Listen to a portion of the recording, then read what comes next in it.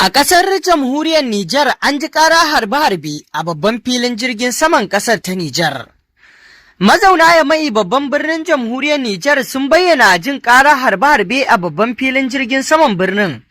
Lamarin ya faru ne da misalin ƙarfe 6 daidai na safe agogon ƙasar, kamar yadda kamfanin dillancin labarai na Reuters ya ambato. Yana cewa an shafe kusan sa'a guda ana jin ƙarar.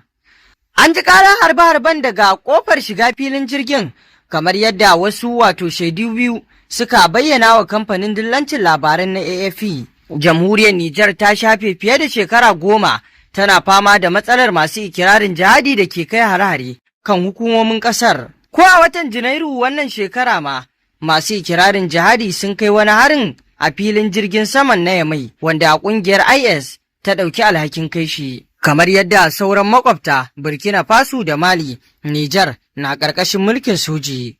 A ranar 28 ga watan Janairu na shekara ta 2026 ɗin nan ma, an samu harbe-harbe da fashe-fashe a kusa da babban filin jirgin sama na Joramani da ke babban birnin na Yamai na jamhuriyar Nijar.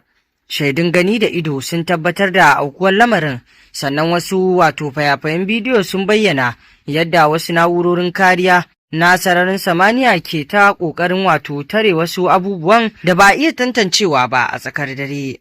Daga baya dai komai ya lafa, kamar yadda aka rawaito daga wani jami'in gwamnati, duk da cewa bai yi ƙarin haske ba kan lamarin.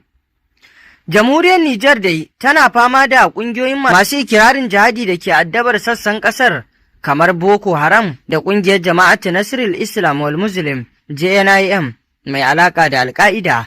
A baya-bayan nan ne hukumomi a jamhuriyar ta Nijar suka kaddamar da wani aikin rushe gidaje fiye da 26,000 da ke kusa da filin jirgin sama na Jora Hamani da ke birnin na Yamai. Hukumomi dai sun ce sun kudirci niyyar rushe gidajen ne bisa dalilan tsaro, wani al'amari ne da ya janyo tankiya tsakaninsu da 'yan ƙasar, musamman mutane da abin ya shafa.